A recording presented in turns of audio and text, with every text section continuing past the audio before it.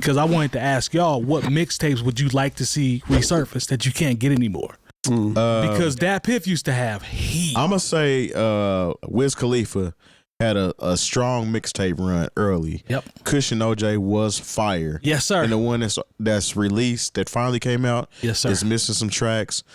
I'm gonna say J. Cole early stuff. There we go. I'm gonna say Friday Night Lights. Yes. Yep.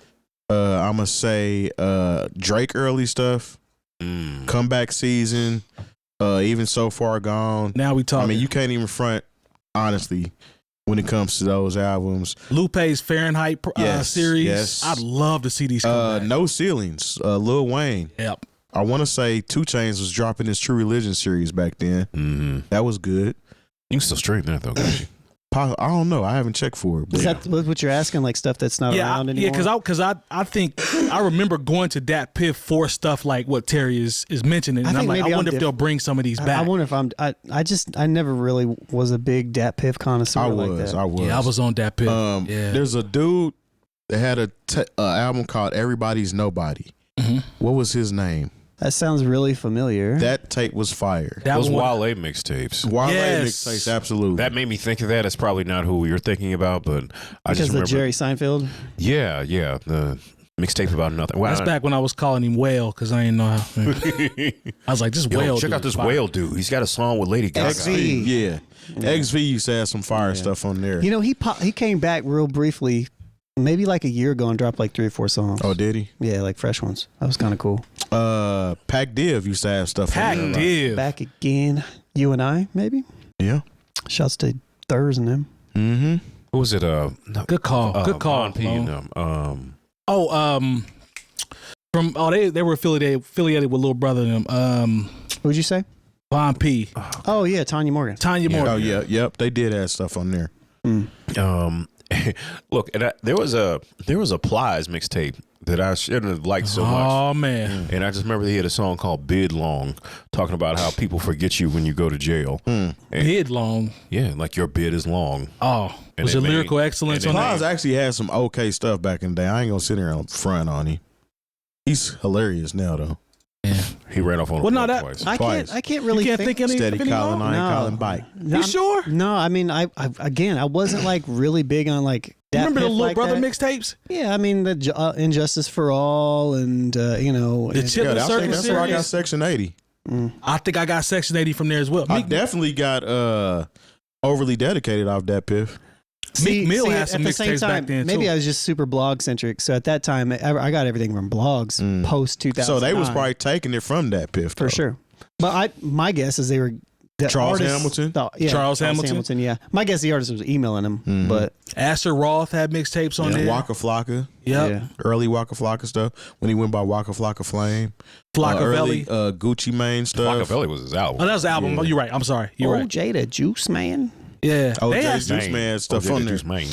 Yeah. I mean, you popped it off with Cushion Orange Juice. Pushing Orange Man. Juice. Man, Wiz Khalifa, actually, there was a time where he couldn't Crit. miss. Sean Price. Sean Price. Yeah. Big Crit. Yes. Yep, Big Crit. Definitely Big Crit. Early Yeah. Big Crit stuff. I'm talking about something Big Crit. Like back then. That would be good too. I mean, I hope that's the case because they bring back some of that. I'm going over there because I haven't heard some of these records in I wonder years. how. I mean, for archive, I don't know how they could do it. Now you know that it's going to be something from a legality standpoint or something somewhere. It's going to be because I looked up archive.com. It didn't really have anything too in depth or whatever. But whatever the collab is, I just got excited when they talked about bringing back, some of the things. I want to say that Piff just recently It was supposed like to have gone away, but it was then like an came April back. Fool's thing or something. Okay. Yeah. the April Fool's joint was live mixtapes. Live mixtapes was the other one. Yeah, 2006 to 223. Yeah, I they used got to get this stuff picture off on that too. Yeah. Okay. I had more stuff off that Piff though. That Piff had You used to fire. be able to order those mixtapes off of Live Unit mixtapes. and Mix Unit. What do you I think that's They where I used to got the sell great t-shirts, tape. too. I want to say that's where I got the great tape from. Okay. What you got, Lon? Jay-Z and Beatles mashup. Oh yeah, the Gray album. I remember they had physical like vinyl copies of that. What you got, Lon? I don't want you to lose your train of I was thought. just gonna say, people who are actually coming at you in the comments on TikTok not too long ago because you said that Good Kid, Mad City was Kendrick's first album because they were counting Section 80 as an album. And I had to get in there and I got in there and told them that the first commercial album. I had to specify. It's like we were literally like we know. Yeah. Like we definitely know. It's but I was gonna say, what is your favorite mixtape release? Man, that is a good question, Long. That's a good question. That's a great question. I would probably go controversial. Talk to me. I'd say Section 80. Well, Section 80 is my favorite Kendrick project. Man, that No Ceilings was cold to me. But it was really just him rapping over everybody else's beats as far as Lil Lone, I'm not mad at that because there's original material on Section 80 and it's all fire. It's all original. Yeah, you're right. I'm saying it like it wasn't all original. You're right. It really was like an album. It was was a mixtape. I've always called it an album, but we had a conversation. But Lone, I'm not mad at that. I think there's just two different eras of mixtapes too, because there became like a switch that happened where people started doing all original stuff. Lil Wayne had a really dope mixtape run. I ain't gonna lie. Wiz Khalifa, but so did 50 Cent. I love that. Like the 50 that's Cent another thing I was gonna say. Guess Who's Back? I used to buy his mixtapes off live mixtapes. I used to buy them from Vintage Vinyl in St. Louis. I got a wild card. That's I'm talking about from a project that I thoroughly enjoyed as a mixtape. Is Freddie Gibbs' Cold Day in Hell. That project is good. The one that was sponsored by LRG. I really, really love that project top to bottom, man. That project. What about Tyler's DJ Drama album / mixtape? That just came out last year. That album is tough. Wasn't it an official release though? It was, but it was a mix. It was a mixtape because Drama was all over it. Yeah, I think he did it on purpose, like I did too. Yeah, but I think it was that counts as a real release. That's why I'm sitting here thinking like. I consider eras of mixtapes. there are eras of mixtapes, and that's what I was saying before the Amber Alert jumped off because I was like, jumped off. But there was a time when you didn't have a lot of original stuff on mixtape. It was all stealing beats. I'm gonna tell you had some fire mixtapes. What's their name, man? He's not gonna tell us. Too dope. He's not gonna Pager tell. song. Pager. Say it again. With a little bit of gold and a pager. Cool Kids. Cool Kids has some fire mixtapes. That's literally who I was thinking, but I was like, is that their song? Yeah. No, but like when I'm Mikey and we're Chuck. all from that era where a mixtape was a DJ from your city, Clue, or somebody from another city. Nah, because Naptown we had some Gus. Yeah, we had some serious mixtapes jumping off here. Yeah, we had some serious we had. Well, I mean, I'm talking about from St. Louis, and I'm thinking about the Twins of Spin with my man DJ Cut. I'm thinking about Mellow Mix. I'm thinking about Paul Bunyan. And you would go buy those mixtapes like they were albums. Yes. Y'all remember? I know everybody remembers the Tunnel series. Oh yeah. Because that wasn't really like mixtape. That was more like albums? compilations. I'm talking about if you're talking about a mixtape that they sold, it was super official. Yeah, I'm talking about like mixtapes for real. Yeah, like to Lone's part, the Funk Master Flex when he put out his 60 minutes of through Loud Records. Lone makes a very good point about the two eras. I'm just now starting to think about there were definitely two styles of mixtapes. Yeah, and that first era, maybe three. Really, that first era was a lot of rapping over beats. Those were that wasn't the first era though. No, the first original era was actually DJs mixing. That was first. See, that's first. Then you might have got an exclusive freestyle. When I look at that as what I consider they're not even mixtapes; they're just street albums. I looked at that as compilations. Where you didn't have to clear the compilations samples. hosted by a DJ. Yeah.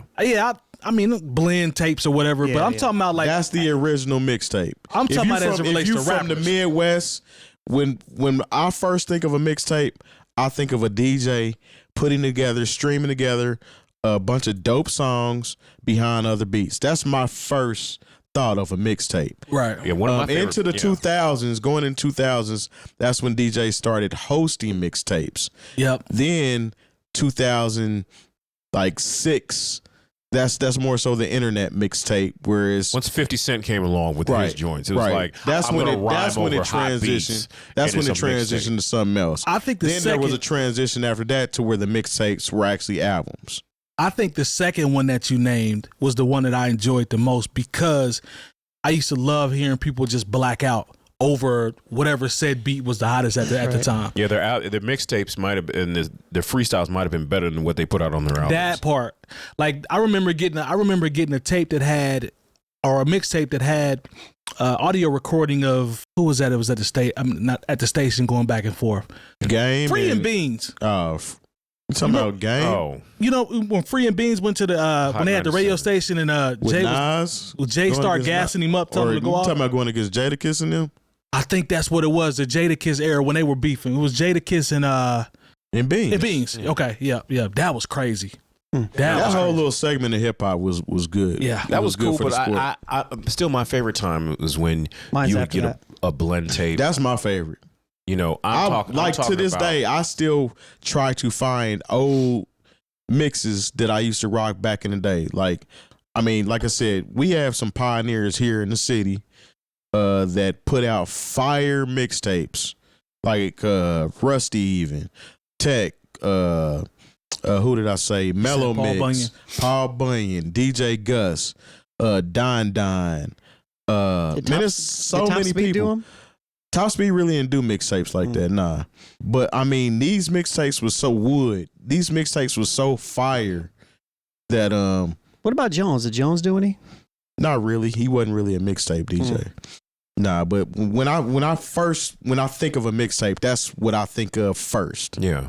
And then the other stuff follows. Yeah. You said yours was after the second version. Look, my theory on mixtapes, it goes back to a Fonte verse where he says, or not even a verse, I think it's just a line. He said, "Why would I rap over your beat? Why don't I just make a new song and make new money?" And that always stuck with me because that's always kind of how I felt. Like every once in a while, to your guys' point, it was cool hearing a some stuff like that. Like when Fonte did it over like the Kanye, I got love for that. That 50 Cent is the Future was a fire mixtape too, though. Yeah, I'll be late for that. Yeah, he killed that. But he killed that. in general, like once it changed over to being like all original, that's when I started liking it more because it just seemed like less stuff thrown together. Yeah. And so that's But then during that time, a lot of stuff, that's why we can't hear a lot of these mixtapes. Yeah. Is because there's a lot of samples that weren't clear. Yep. So now once these artists made it, now these people want their money. You know what I'm saying? So I mean, Mac Miller got sued by Lord Finesse for that sample clearance. Yep. Yeah, I mean, and that's for and the crazy thing is, it was a big record. But we got it was another topic we need to hit on. Yeah, but it was the frozen pizza joint. Yeah, so I mean, like I said, like my era, like when I think about mixtapes and things that I have, that I recorded off the radio and things that I think about College Crunk by my man Playboy Mix. I think about the Crack Chronicles, DJ Rec 1. I think about, the joints I heard from, of course, DJ Cut, once again, big, sexy, cool DJ Chaos out of the Midwest, the DJ Frage out of Iowa. You know what I'm saying? Those are the things where people put together songs that I already knew and freaked them in a different way and made it fresh. Yep. I'm not mad I'm at old. that. I just said fresh. Fresh. Yeah.